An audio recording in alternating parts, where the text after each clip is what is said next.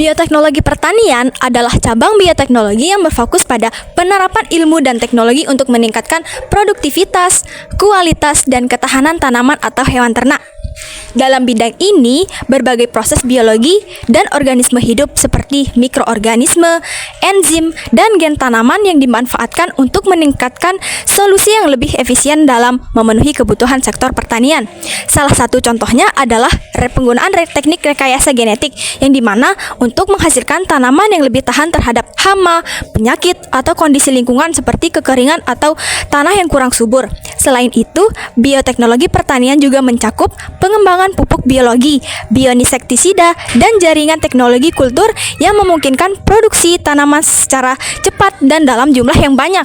Dalam penerapan bioteknologi ini diharapkan dapat mendukung ketahanan pangan, mengurangi dampak negatif terhadap lingkungan, dan meningkatkan kesejahteraan petani secara keseluruhan. Sejarah bioteknologi pertanian di Indonesia dimulai dari penggunaan teknik tradisional seperti fermentasi dalam pembuatan tempe dan keju, yang kemudian berkembang menjadi bioteknologi modern pada tahun 1985 dengan pembentukan Panitia Nasional Bioteknologi di bawah Menteri Negara Riset dan Teknologi. Institut Pertanian Bogor atau IPB menjadi pusat utama penelitian bioteknologi pertanian yang menghasilkan inovasi seperti varietas unggul, padi, dan tanaman semusim untuk meningkatkan produktivitas pangan. Pada akhir 1980-an, program riset unggulan terpadu atau RUT yang dikelola oleh Dewan Riset Nasional dan Hibah Bersaing di perguruan tinggi mendukung penelitian jangka panjang dengan pendanaan yang berkelanjutan. Pada tahun 1900-an, penelitian difokuskan pada teknik rekayasa genetik untuk menciptakan tanaman yang tahan hama, penyakit, dan kondisi lingkungan yang ekstrim, serta memperkuat kolaborasi internasional untuk mengadopsi teknologi global yang relevan.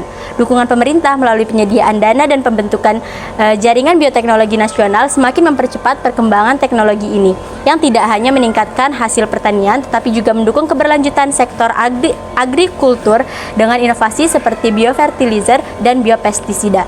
Bioteknologi pertanian ini menjadi salah satu elemen penting dalam upaya memperkuat ketahanan pangan dan pengelolaan sumber daya alam secara optimal di Indonesia. Bibit dan benih merupakan faktor utama dalam upaya meningkatkan produktivitas pertanian. Pengembangan varietas tanaman dilakukan secara konvensional dan modern untuk menghasilkan tanaman unggul. Metode konvensional meliputi persilangan yang memanfaatkan sifat unggul tanaman jantan dan betina seperti pertumbuhan cepat, hasil tinggi, dan ketahanan terhadap hama, serta mutasi yang dilakukan melalui perlakuan kimia dan atau radiasi. Contohnya, pengembangan sorghum oleh batan menggunakan radiasi sinar gamma untuk meningkatkan kualitas dan daya adaptasi tanaman di daerah kering. Seleksi dilakukan hingga diperoleh tanaman homozigot yang unggul. Metode modern menggunakan rekayasa genetik, yaitu menyisipkan gen unggul ke tanaman lain untuk menciptakan organisme transgenik. Contohnya adalah tembakau dan bunga matahari, serta tanaman populer seperti jagung, kedelai, tomat, dan kapas yang tahan herbisida dan hama. Meskipun teknologi modern berkembang, pemuliaan konvensional tetap menjadi metode utama sebagian besar produsen benih.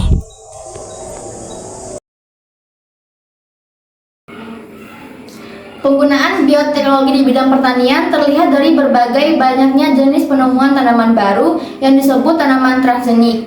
Tanaman transgenik merupakan tanaman yang telah disisipi gen asing dari spesies tanaman lain atau makhluk hidup lain melalui proses rekayasa genetika. Tujuannya adalah untuk mendapatkan sifat-sifat tanaman yang diinginkan yang tahan terhadap hama, herbisida, atau kekeringan.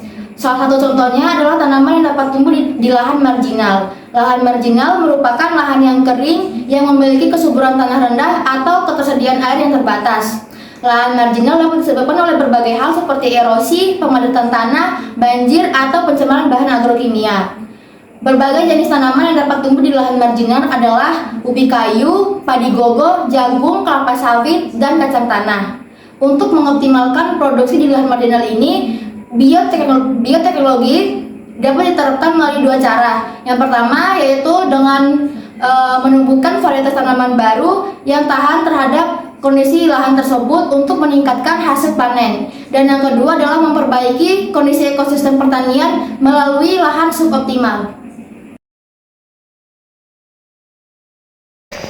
Nah, adapun keuntungan bioteknologi di dalam pertanian itu yang pertama adalah peningkatan hasil. Nah, di mana tanaman itu dapat tumbuh dengan lebih cepat dan lebih banyak sehingga meningkatkan produksi pertanian.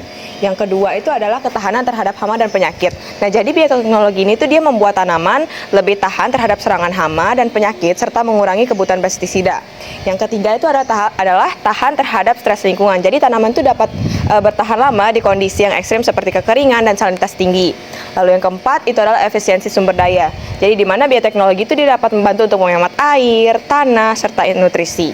Lalu yang terakhir itu adalah peningkatan kualitas nutrisi. Jadi tanaman itu dapat dimodifikasikan untuk memiliki kandungan gizi yang lebih tinggi, seperti beras yang kaya dengan vitamin A.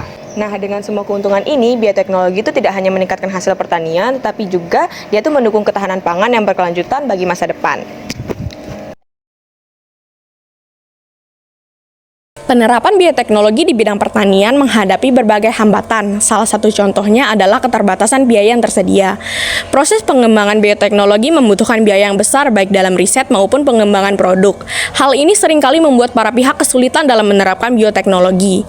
Selain itu, produk rekayasa genetika seringkali ditolak oleh masyarakat karena adanya kekhawatiran mengenai dampaknya terhadap lingkungan, kesehatan, agama, dan etika. Produk tersebut dihasilkan melalui pemindahan gen yang diinginkan menggunakan teknik DNA rekombindan. Namun pemindahan materi genetik ke sel target tidak selalu berhasil, yang dapat menyebabkan perubahan pada gen-gen di sekitar sel target.